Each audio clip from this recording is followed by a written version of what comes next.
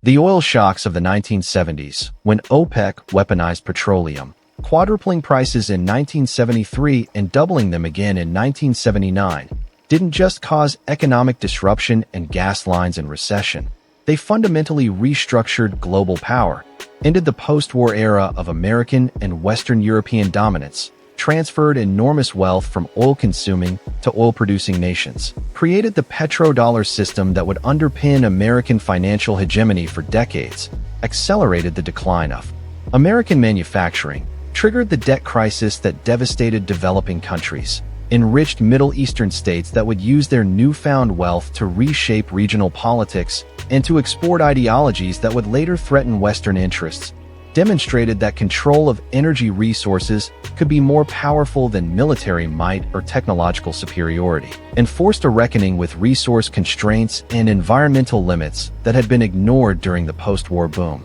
And the consequences of this energy crisis continue to shape our world today. The geopolitics of oil and gas, the conflicts in the Middle East, the climate crisis driven by fossil fuel dependence, the recurring cycles of energy prices affecting inflation and growth, the strategic competition over energy resources and pipeline routes. All of these trace back to the moment in October 1973 when Arab members of OPEC imposed an oil embargo in response to Western support for Israel in the Yom Kippur War, and discovered that their control of a crucial resource gave them power that military force or economic development hadn't provided. And this discovery changed the global power map permanently, shifted leverage from consumers to producers, from the industrial West to resource-rich developing countries, and demonstrated that the post-colonial era wouldn't simply be a continuation of Western dominance under new names, that resources mattered, that dependency created vulnerability, and that the international system that had been designed at Bretton Woods and that had functioned smoothly during the post-war boom was far more fragile than anyone had understood, vulnerable to disruption from countries that had been peripheral to great power politics, but that controlled resources that industrial economies couldn't function without. The pre-crisis oil system was dominated by the Seven Sisters, the Western oil companies that controlled global petroleum production, pricing, and distribution, and oil was cheap. Prices had been stable at around $3 per barrel for decades, and this cheap energy had fueled the post-war economic boom, powered the growth of automobile ownership and suburbanization and petrochemical industries and plastics, and all the energy-intensive industries that define modern prosperity, and the assumption was that cheap oil would last forever, that the Western companies' control of production would ensure stable supplies at stable prices, that technological progress would find new reserves or substitutes if scarcity emerged, and that the oil-producing countries were too weak and too divided to challenge this system. They depended on oil revenues, needed to sell to Western markets, competed with each other for market share, and individually they lacked the power to change pricing or production.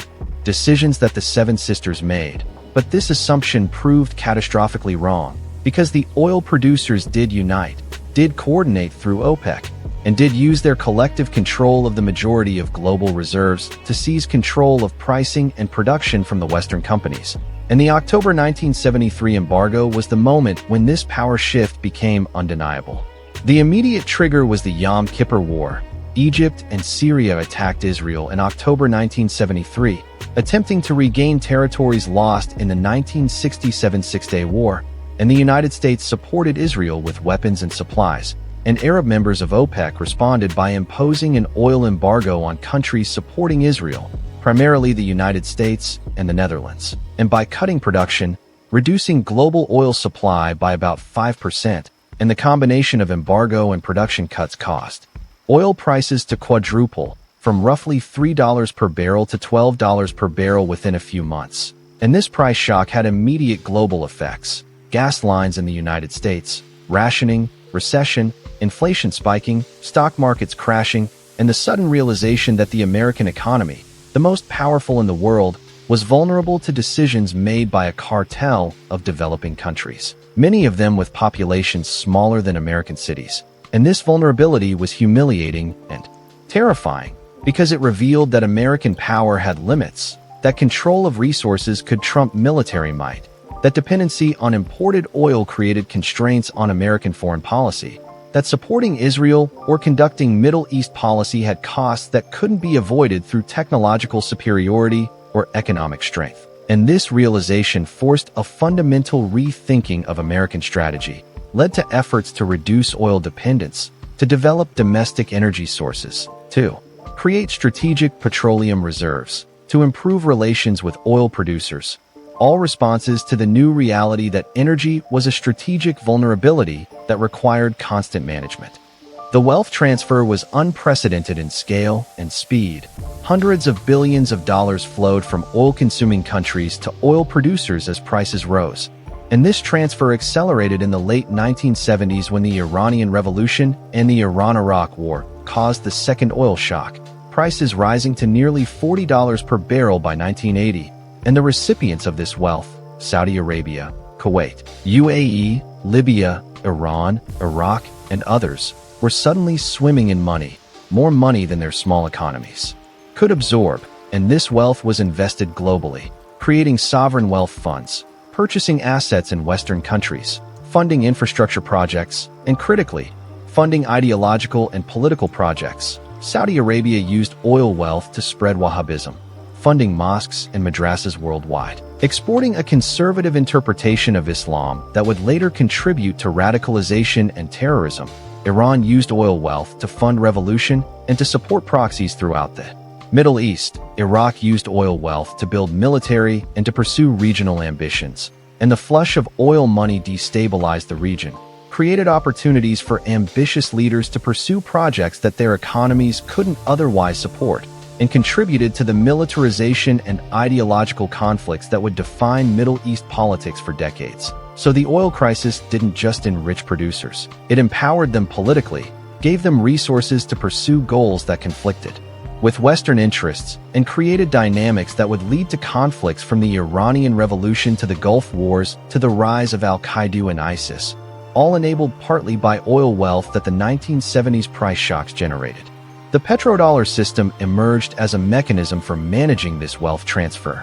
Henry Kissinger negotiated agreements with Saudi Arabia and other Gulf states where they would price oil in dollars and invest their surplus revenues in dollar assets, particularly U.S. Treasury bonds, and in exchange the United States would provide military protection, sell advanced weapons, and support the regimes politically. And this arrangement served multiple American interests. It ensured continued dollar demand, because every country that bought oil needed dollars, maintaining dollar dominance even after the collapse of Bretton Woods. It financed American deficits, as oil exporters' purchases of treasuries funded government spending, and it created dependencies, as Gulf states became reliant on American military protection and on access to American financial markets, giving the United States leverage over their policies. And the petrodollar system worked brilliantly, sustained dollar hegemony through decades when American economic dominance declined, allowed the United States to run trade and budget deficits that would have bankrupted countries without reserve currencies, and created a symbiotic if unequal relationship between the United States and Gulf oil producers, where each side needed the other. Producers needed American military protection and financial infrastructure, while America needed their oil and their dollar recycling. And this system persists in modified form today, though it's weakening as producers diversify their currency holdings and as alternative energy sources reduce oil's centrality. The economic effects in oil-consuming countries were severe and lasting. The oil shocks caused stagflation, the combination of high inflation and economic stagnation that Keynesian economics couldn't explain or address. Inflation reached double digits in the United States and Europe, unemployment rose, GDP growth turned negative, and the policies that had worked during the post-war boom, fiscal stimulus and loose monetary policy, made inflation worse without reducing unemployment, creating a crisis for economic policy. And eventually this crisis led to the rise of monetarism and supply-side economics, to Paul Volcker's brutal interest rate increases that broke inflation but caused the worst recession since the Depression, to Reagan and Thatcher and their neoliberal policies that restructured economies, reduced labor power, deregulated industries, and prioritized inflation control over full employment. So the oil shocks indirectly caused the neoliberal revolution, the end of the Keynesian consensus, the shift toward market-oriented policies and reduced government intervention. Because the stagflation that oil shocks caused discredited Keynesian approaches and created political space for alternatives. And these alternatives, whatever their merits, had distributional consequences, increased inequality, reduced labor's share of income, favored capital over labor. And these trends that began in response to the oil shocks persist today, shaping our current political economy. The debt crisis that devastated developing countries in the 1980s was directly caused by the oil shocks, because petrodollars needed to be invested somewhere, and Western banks recycled them as loans to developing countries, which borrowed heavily in the 1970s when oil prices were high and commodity prices were strong and interest rates were low, assuming they could repay through export growth. But when Volcker raised interest rates to fight inflation, and when oil prices crashed in the early 1980s, developing countries' debt became unsustainable. Their export revenues fell while their debt service costs spiked, and country after country defaulted or had to be rescued through IMF programs that imposed brutal austerity. And the 1980s became a lost decade for Latin America and Africa. Growth collapsed, living standards declined, social services were cut, and the structural adjustment programs that the IMF imposed created resentment and political instability that persist today. So the oil shocks had cascading effects, enriching producers, creating petrodollar surpluses, driving those surpluses into developing country debt, then causing that debt to become unsustainable when monetary policy tightened, resulting in a debt crisis that immiserated hundreds of millions, and that created the conditions for the anti-globalization and anti-neoliberal movements that would emerge in subsequent decades. The geopolitical realignment was profound. The oil crisis demonstrated that the Third World, a term used for developing countries that weren't aligned with either the Western or Soviet blocs, could exercise collective power, could use control of resources to influence global politics, and this emboldened resource nationalism more broadly, not just in oil, but in other commodities. Developing countries sought to form cartels modeled on OPEC, tried to extract better terms from Western companies, and investors demanded sovereignty over natural resources. And while most of these efforts failed because few commodities had the combination of essentiality and geographic concentration that oil had, the assertiveness represented a shift.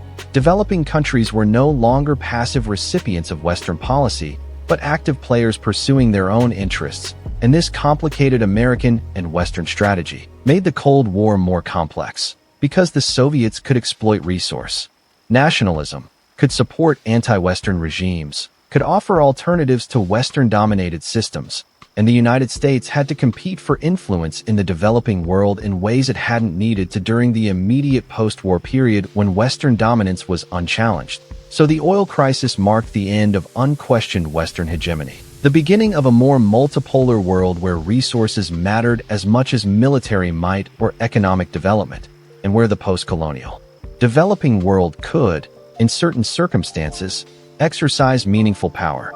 The environmental consequences were paradoxical. The oil shocks raised awareness of energy dependence and resource limits, sparked interest in renewable energy and conservation, led to fuel efficiency standards and research into alternatives, and created the first serious discussions about transitioning away from fossil fuels. But the high prices also made previously uneconomical oil sources profitable, led to development of North Sea oil and Alaskan oil, and later shale oil, expanded global production. And when oil prices eventually fell in the 1980s, the momentum for alternatives dissipated, renewable energy research was defunded, fuel standards relaxed, SUVs proliferated, and the opportunity to transition away from oil dependence was lost. And this pattern has repeated. High oil prices drive interest in alternatives, but when prices fall, the interest fades, and we remain dependent on fossil fuels despite knowing the climate consequences. And this dependency, established during the post-war boom and reinforced by the failure to transition during the 1970s crisis, is one of the oil shock's most consequential legacies. We're still living in the energy system that the oil shocks revealed to be vulnerable, but that we failed to replace. Still dependent on fossil fuels whose extraction and use are driving climate change, still subject to price volatility and geopolitical competition over energy resources, still transferring wealth to oil producers whose interests often conflict with Western values. The military and strategic consequences included the Carter Doctrine, announced in 1980, declaring that the United States would use military force to defend its interests in the Persian Gulf. This was a direct response to the oil shocks and to the Iranian Revolution, a recognition that Middle East stability and oil flows were vital American interests worth fighting for. And this doctrine led to increased American military presence in the region, to relationships with Gulf monarchies, to the infrastructure of bases and alliances and commitments that would draw the United States into Gulf wars and into conflicts that persist today. So the oil shocks militarized American Middle East policy, made the region central to American grand strategy in ways it hadn't been previously, and committed the United States to defending a region that was unstable and authoritarian and ideologically hostile, but that controlled resources that were deemed essential, and this commitment, made in response to the 1970s oil shocks, remains operative today, shapes American foreign policy, drives military spending and deployments, and creates the tensions and conflicts that dominate contemporary Middle East politics. From the Iranian nuclear program, to the Syrian civil war, to the Yemen conflict, to the Israeli-Palestinian issue, all occurring in a region where American involvement is driven partly by energy security concerns that the 1970s oil shocks made paramount. The corporate restructuring that followed the oil shocks transformed the global oil industry. The Seven Sisters lost their control. National oil companies took over production in most OPEC countries. Saudi Aramco, Kuwait Petroleum, PDVSA, all became state-owned, ending the era of Western corporate dominance. And the international oil companies adapted by focusing on exploration in non-OPEC regions, by developing new technologies like deep-water drilling and fracking, by diversifying into petrochemicals and other businesses, and by becoming more financially oriented, less about production and more about trading and refining and marketing. And this restructuring reflected the new reality that the oil-producing countries owned their resources and would control production and pricing, that Western companies' role would be technical and logistical rather than proprietary. And this was a significant defeat for Western corporate power, a forced adaptation to resource nationalism. And while the companies remained profitable, their influence declined. They no longer could set global oil policy, no longer could dictate terms to producing countries. And this power shift from corporations to states was one of the oil shock's most important consequences, demonstrated that state power could overcome corporate power when resources were at stake. The inflation that the oil shocks caused had distributional effects that shaped politics for decades. Inflation benefits debtors and hurts creditors, benefits asset owners and hurts wage earners. In the 1970s, inflation transferred wealth from savers to borrowers, from fixed income recipients to those with real assets, and this created political coalitions. Asset owners and debtors supported policies that tolerated inflation, while savers and creditors demanded tight money. And the triumph of tight money policies in the 1980s, Volcker's interest rate increases, and the monetarist revolution.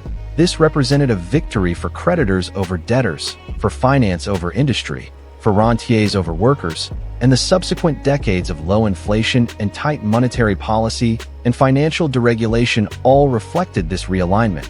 The power of finance capital increased while labor's power declined. And this wasn't inevitable, was a political choice made in response to 1970s inflation, a choice to prioritize price stability over full employment, to favor creditors over debtors. And this choice shaped the political economy of the past 4 decades, created the conditions for rising inequality and financialization and the decline of labor power, all traceable partly to policy responses to the oil shock inflation, demonstrating how energy crises create economic crises, which create political realignments which have lasting distributional consequences.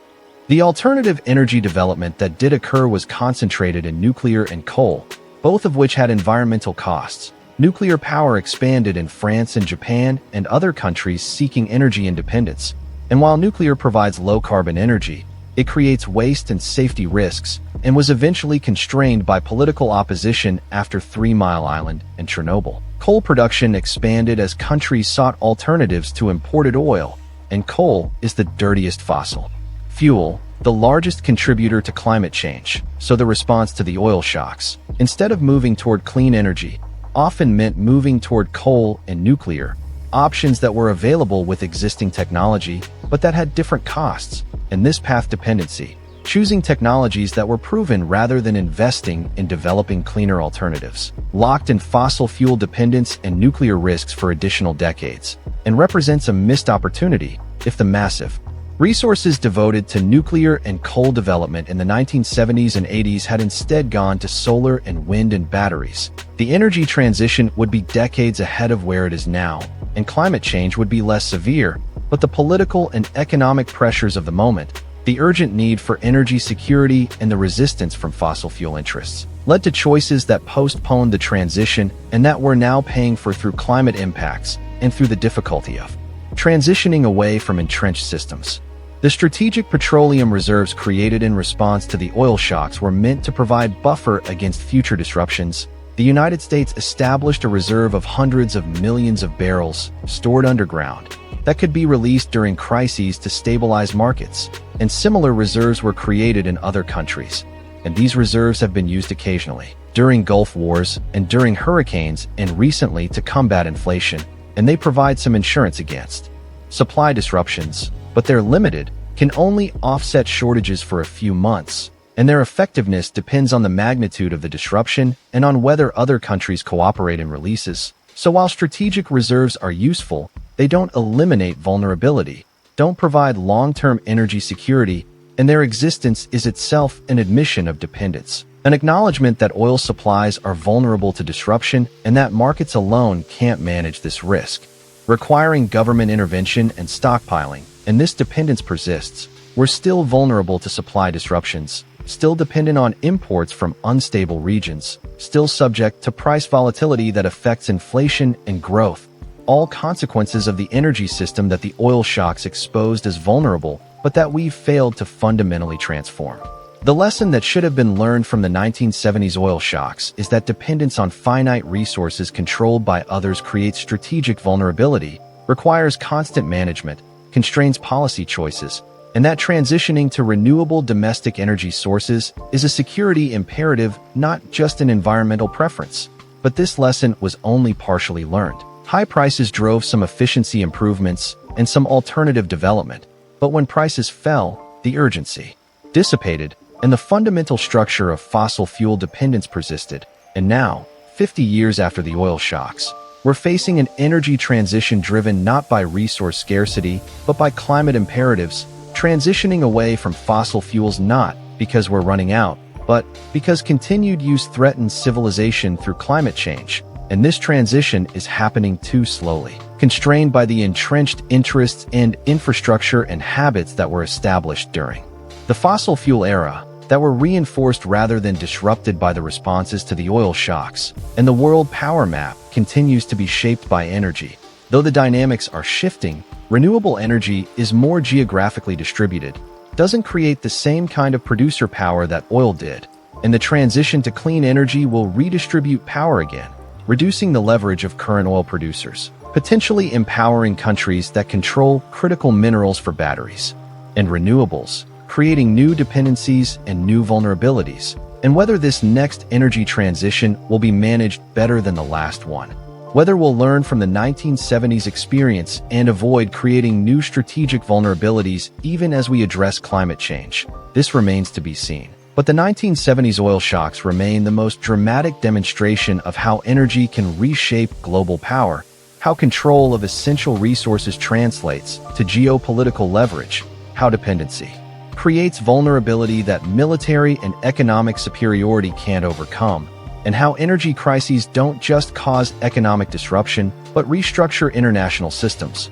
redistribute wealth and power, and force adaptations that shape politics and economics for generations, making the 1970s energy crisis that changed the world's power map, not just historical event, but template for understanding energy geopolitics, resource competition, and the connection between energy security and national power, lessons that remain relevant as we navigate the current energy transition and as the power map continues to evolve in response to changing energy systems.